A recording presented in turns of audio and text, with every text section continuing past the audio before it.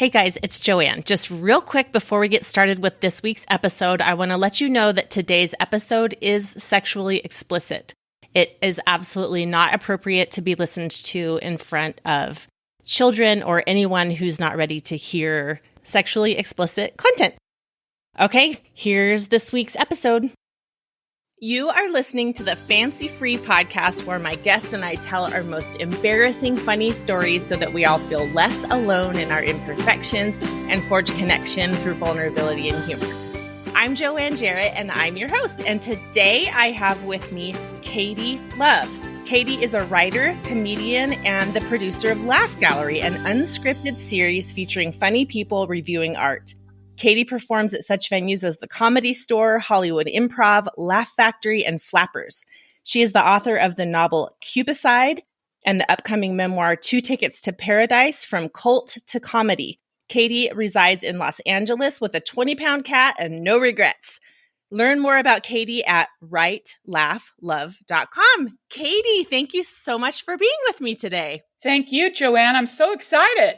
Oh, good. I think you're so smart to put your website in your bio. I think I might steal that idea from you because a lot of people don't listen all the way to the end. So brilliant on you. Thank you very much. I try to be brilliant, in between whatever faux pas, embarrassing moment I'm having out in Los Angeles. I try to have, a modicum of intelligence running That's good at stuff. some level. I love it. So smart. You live with a 20-pound cat. What's your cat's name? My cat's name is Tig, after Tigger, and I call him Tig the wee tiger. And he's like a dog, pretty much. He is a cog. He comes when I call him. He chases things.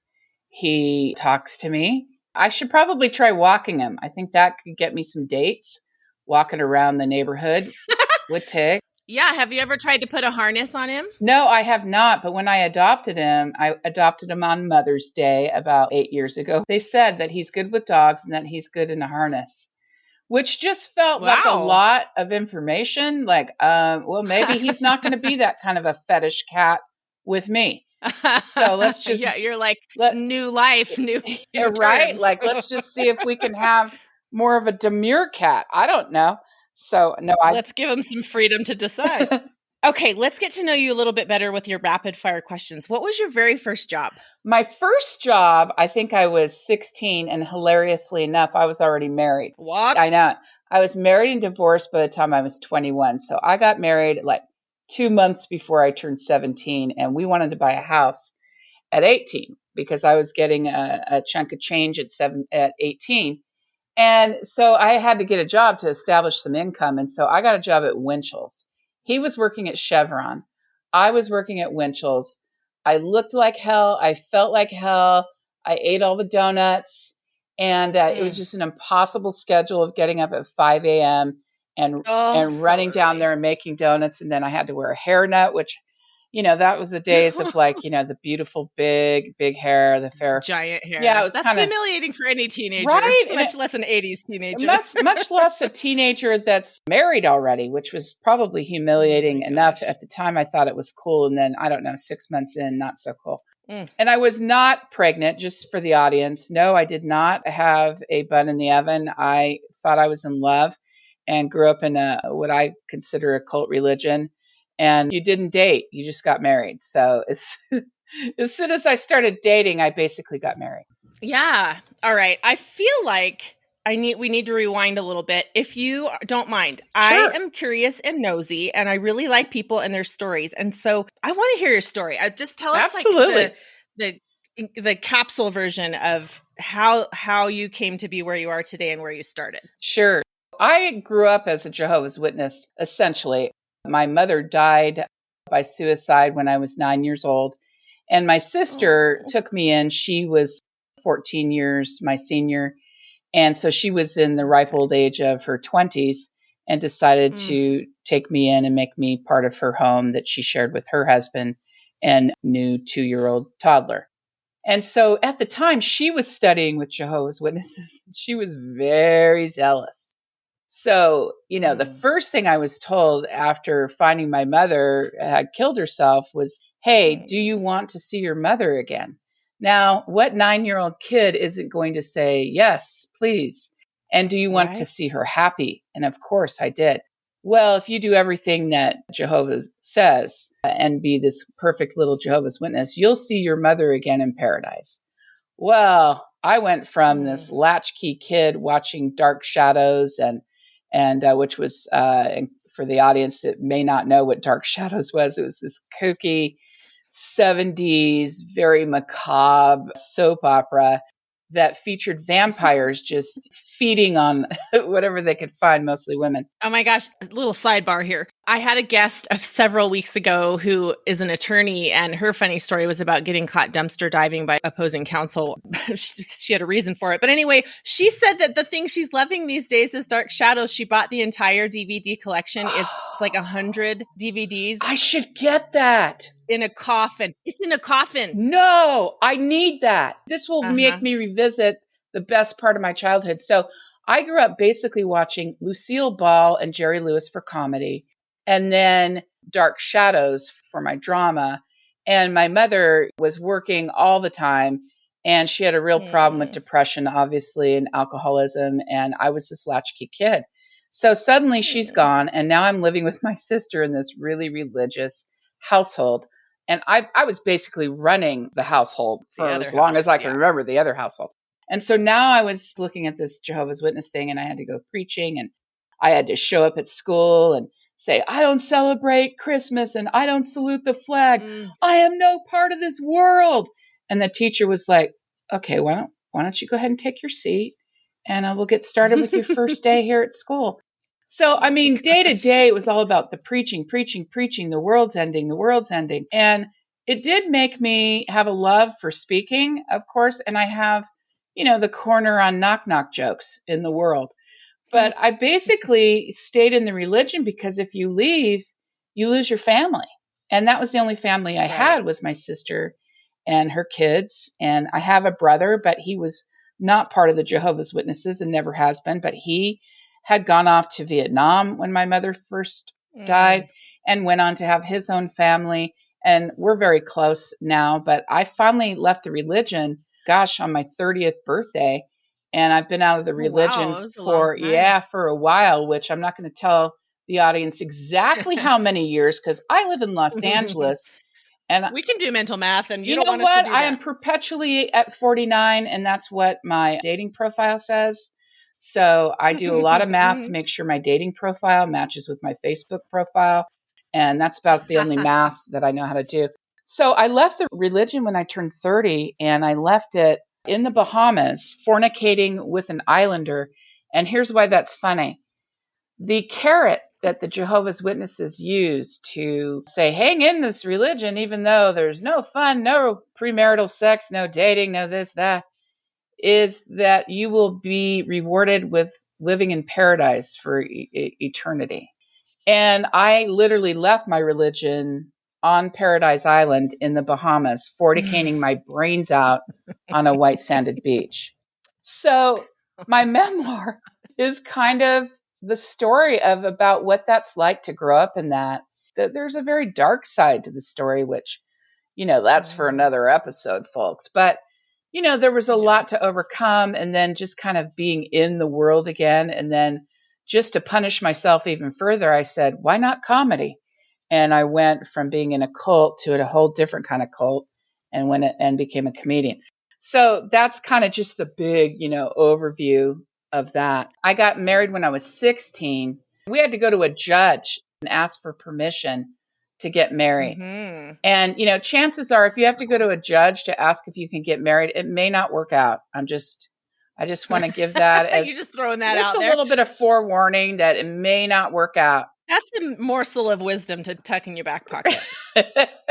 Right. And so here I am. I'm brand new married, right? And I married the son of an elder in the church. So I get this job at Winchell's Donuts, and I get this call in the middle of the night, like at 3 a.m. And it's this creepy manager. And he's like, I need you to come down. We've got a staff shortage. I need you to come down here and get these cake donuts going. And I'm like, oh my God. And we had these really strict uniforms. You had to be dressed in white because, why dress in anything that's going to make you look remotely attractive with your hairnet on? Especially since you've been eating donuts. Exactly. So I'm like throwing some clothes on, whatever I can find to get down there and help out with this donut crisis. And I guess the shirt that I put on was beige instead of white. And I think I'd been working there for about 3 months. And the manager comes in later after I've made, I don't know, 1,000 cake donuts by now. I am exhausted. He comes in and he goes, Katie, it's not acceptable that you would come in anything other than a white uniform. This is very important for our image, and you cannot be in Winchell's unless you are wearing white so that the customer knows that you are working for us. And I go, oh, I think they know I'm covered in donuts and my hair is in a hairnet.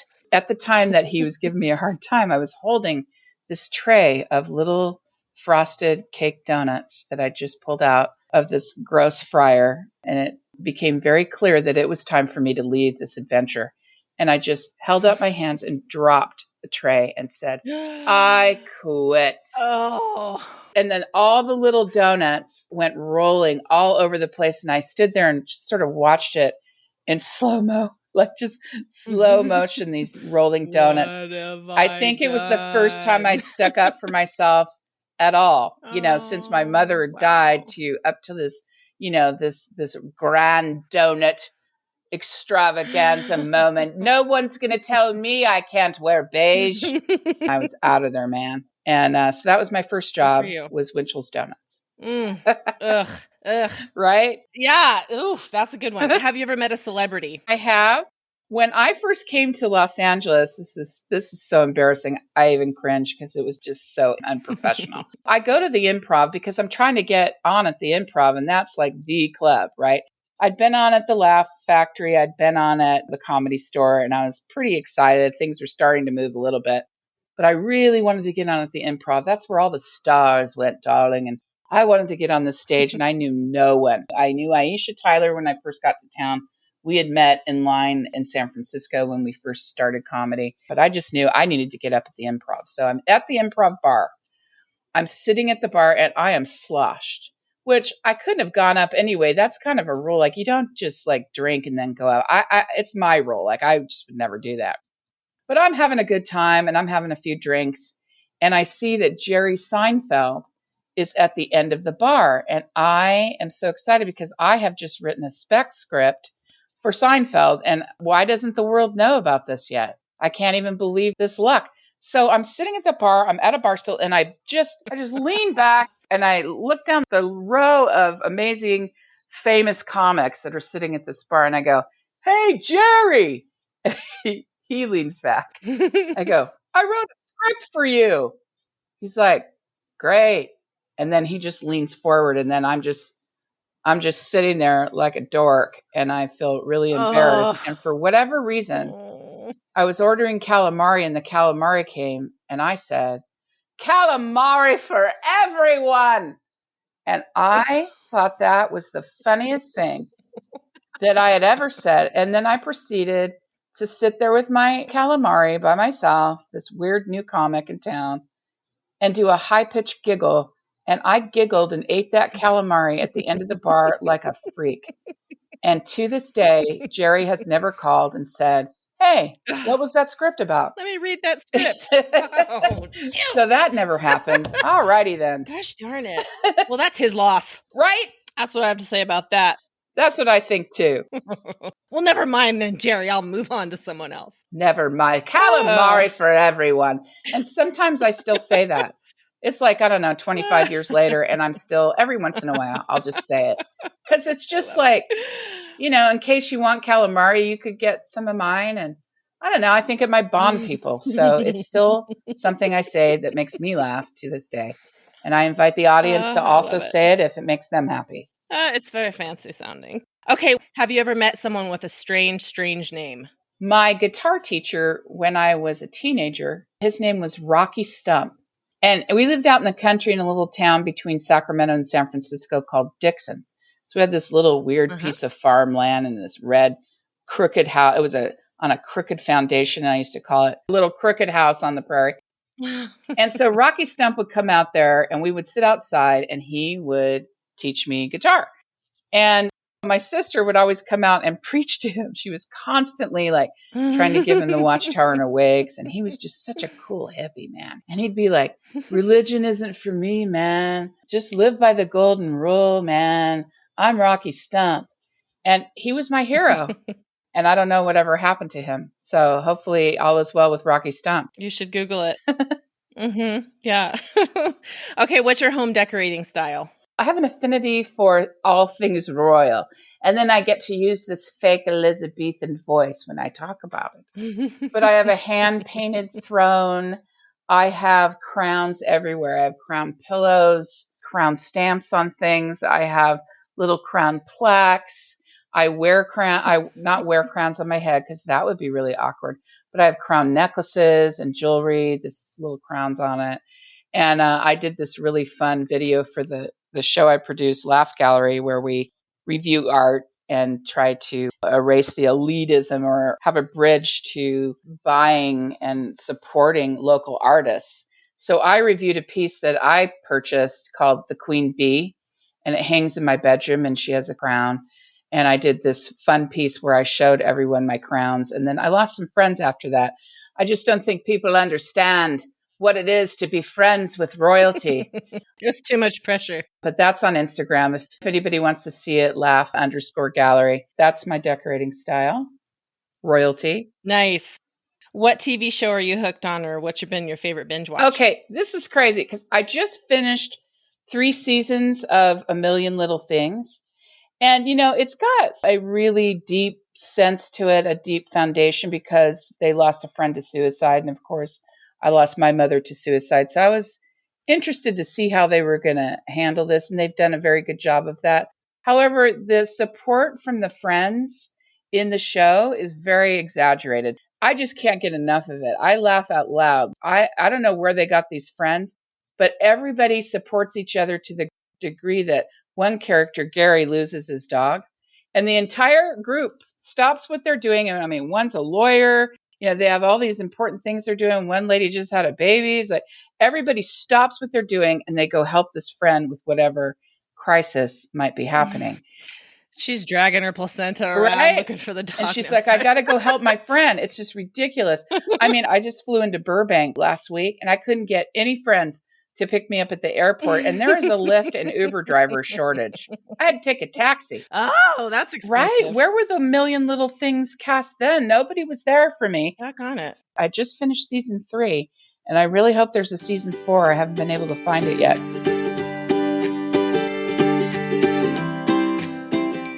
I'm going to interrupt the episode just real quick to tell you a cute Shelfie Shop story. So as many of you know, I designed and had manufactured a line of super cozy women's loungewear that basically looks like streetwear but feels like pajamas. And every outfit has a really cozy built-in flattering shelf bra as well as a pocket for your phone. This is the stuff that I have been living in. I hadn't started wearing it until recently because I didn't want to make anything unavailable for orders, but I just broke into it recently. And you guys, oh my gosh, it's like the floodgates open. It's all I want to wear. Today I went for my monthly bikini wax, and I had given the gal that does this bikini wax every month one of our Shelf Bra Maxis as a gift. And it's so funny because I brought it into her just so that she could try it out and see what I was talking about. And then she said, oh my gosh, today's my birthday. So it was a really perfect birthday gift for her. Today was my next appointment. And she said, oh my gosh, I put that dress on when I get home from work. And she has 2 young sons. And she said, they both said, Mom, you look so pretty in your new dress. And she said, they never compliment me on my clothes. And I'm like in my cozy loungewear, but I looked so cute that my sons actually noticed. So I just love that. The maxi is selling really well. Also, the sleeveless tunic, super cute. It's swingy and roomy without looking too roomy like a maternity top. Although I think you could even wear it in pregnancy because it's that roomy. So go to shelfieshop.com. That's SHELFIESHOPPE.com. Make sure you use the code FANCYFREE for free shipping. And very soon, the cool weather line will be coming out. We're still working on that. But for now, we have all of the warm weather styles available.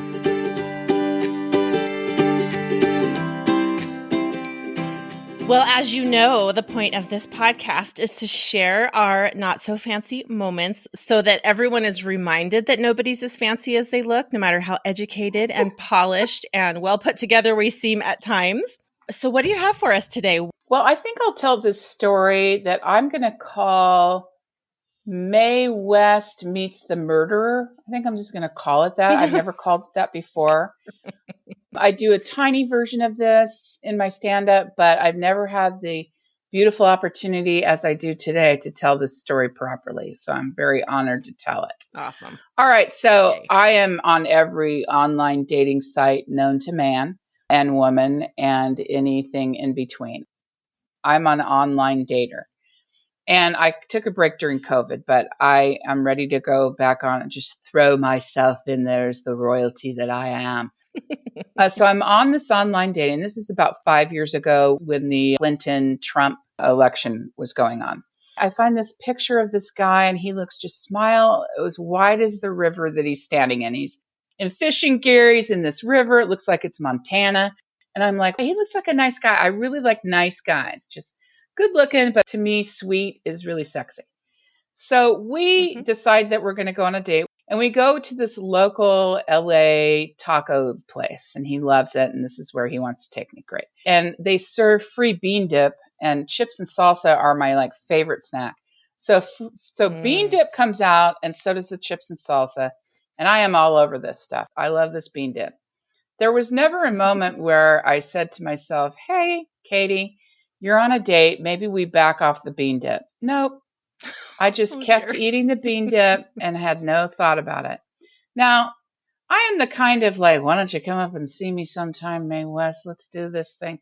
And I have no patience and I will just initiate a one night stand. I'm just sort of sexual and I just move into it pretty quickly. But now this might have made me seem demure because what happened was we were in the car making out. And I had the worst bean gas you can imagine. I just was this thing rolled up on me inside my body. It felt like it started in my feet. I had gas, folks, is what I'm saying. And I did not know what to do with this because this was messing with my normal, hey, sailor, come on, So I was getting kind of nervous, but my hand was already in his pants, just kind of I don't know, I call it searching for my future. I don't know, just to kind of get an idea of what we're working with here. And I don't know, we were having a good time. We were laughing and stuff. And then I realized, oh my gosh, I've got to get this guy out of my car right now. This thing's about to go very bad. And so I pull my hands out of his pants very quickly. I acted like I'd found something in there that was unrecognizable. And I just ripped my hand out of his pants and my ring comes off inside of his underwear. So that wasn't awkward at all. And then he had to dig around for my ring under his sack, I guess, in his undies, which crazy enough, Joanne, is not the scary part or most embarrassing part or most heinous part of this story. This is not the terrible part. Okay. So then because I kind of seemed like I was holding out and that I must be this demure, beautiful woman, of course he asked me out again, which never happened. So I had played it cool and mysterious and I figure, okay, this is my payoff. I'm going to have to start acting more royal and aloof.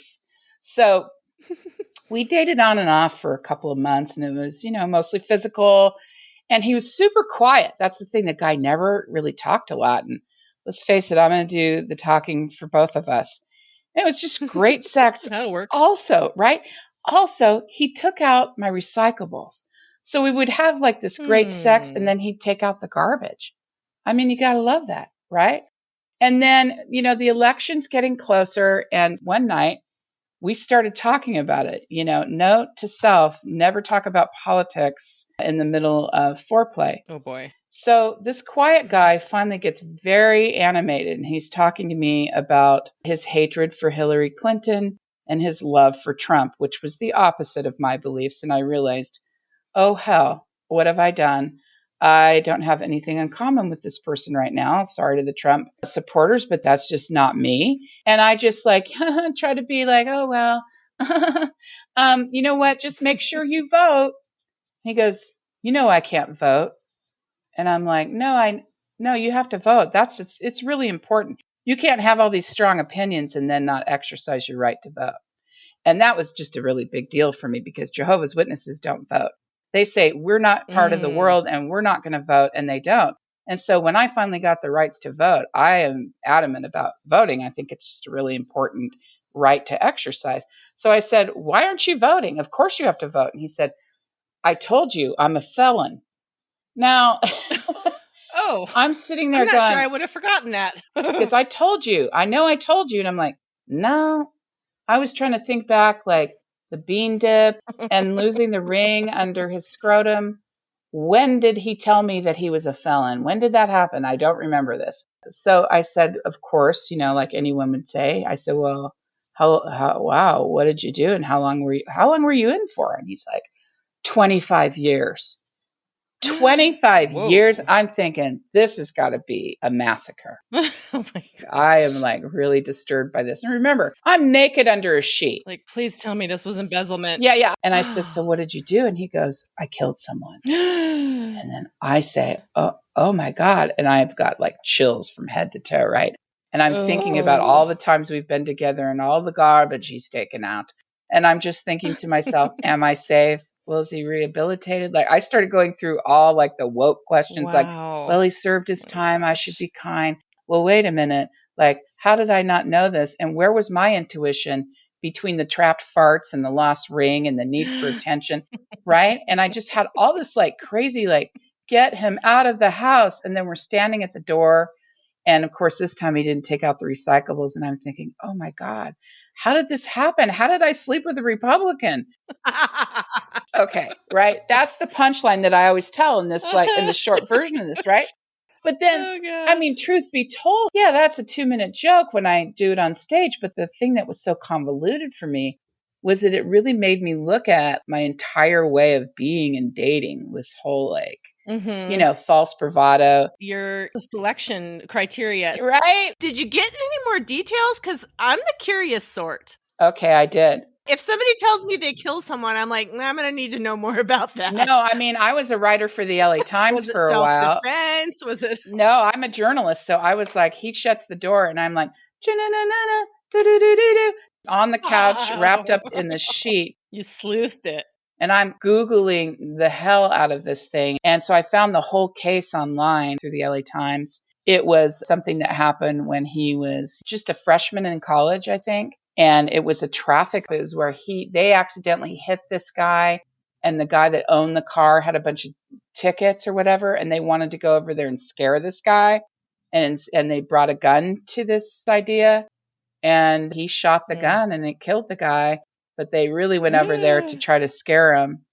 And both of them went to jail. And, you know, he really was a nice guy. So I really grappled with that whole issue. Can someone like this be rehabilitated? Who is he really? And who the hell was I picking this guy out of an online date? And all I had on my mind was how to hold back the fart. And, you know, later on, I thought to myself, who is this like comedic Rubenesque Mae West thing? And how can I learn from this? You know, I was a little bit hard on myself for a minute there. And, you know, over the years, I've learned that, you know, we do attract who we are into our life, but we also shit happens. And I had to give myself a break, but it did make me stop and look at how we are in relationships at the beginning. And all I can say is really, maybe if I would have just farted, you know, in the car, right? And just allowed the fart, right? Just allow, really sorry, dude. See what he does and go from there. If they make it through the fart and then there's actual conversation between the two of you, maybe a real relationship could be had. And so that's the lesson, folks. If you're out on a date and you feel that coming on, go ahead and let it loose, because you will find out just who your date is by being honest. Okay, I thought you were going to say don't eat bean dip on a first date. No, come on. That is really extreme. I think if you should still eat the bean dip. No, I can't give up the bean dip. I don't like that rule. Yeah. I accidentally dated a murderer. So I just think honesty is the best policy. Eat the bean dip, find out what happens. Mm-hmm. That's right. That's right. Okay. Those are good rules for life. Eat the bean dip. Let the bodily functions fly. Put all your cards out on the table and see what happens. All right. Oh, wow. You are so funny. Yeah, thanks for laughing at my pain. I understand. I mean, that's what this is all about. Makes it less painful when we can laugh about it together, and then you feel like you're really getting to know someone. I love to tell my murder story, but I really enjoyed telling the longer version of that because, I never get to really say what the foundation under that was. Like all of this, like, where was my intuition?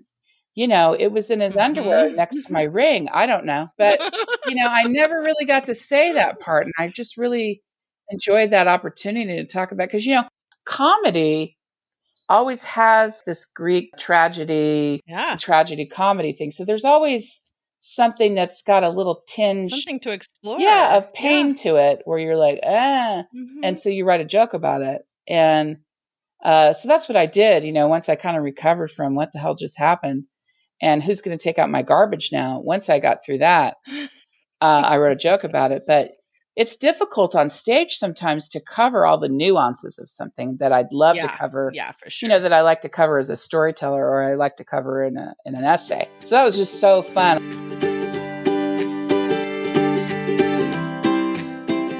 Katie, tell my listeners all the places where they can find you online and in person. Yes, thank you very much. You can find my show, Laugh Gallery, online at laughgalleryusa.com. And we are always accepting funny videos. We pay to play your video. And it's literally comics and funny people, comedic actors, but you don't have to be a comic. We like funny videos of people reviewing art. And if you go to laugh_gallery on Instagram, you'll see some of the examples of what people have done just to bridge that gap to get the art in the hands of the people. And it's such a fun project. I'm really proud of that. That's the brainchild of Scott Power with Crew West Studio. I was so excited when I was doing some writing for him and he called me and said, how would you like to work with me on this show? And I about jumped through the phone because it just encompasses everything I love. I like silly stuff, and I also like to do good in the world at the same time. If I can mix those two, well, hallelujah. And then the other place you can find me, obviously, is online, writelaughLove.com. I coach writers, so I can coach writers on anything from serious to, as you know, I have a little bit of serious in me, just a tiny bit. But obviously on books, business books, whatever. And I also write a little bit of content. And then my memoir is forthcoming, just making the publishing rounds right now. So we'll see where that lands.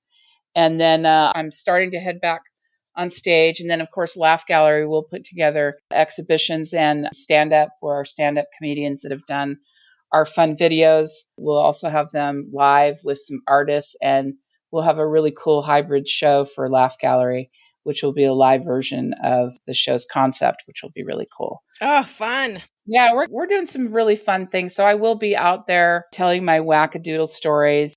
I love this show, and I had fun listening to all the other guests, and I wish you guys so much luck with this because I think it's a great premise.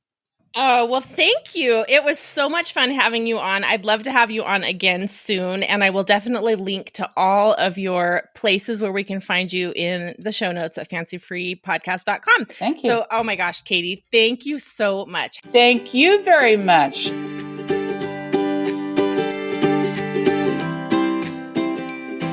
Oh my gosh, you guys. I had so much fun talking to Katie. She's crazy. She's such a hoot. She had more stories too that we didn't have time to get to. So you just might be treated to a Katie Love Part 2 in the very near future.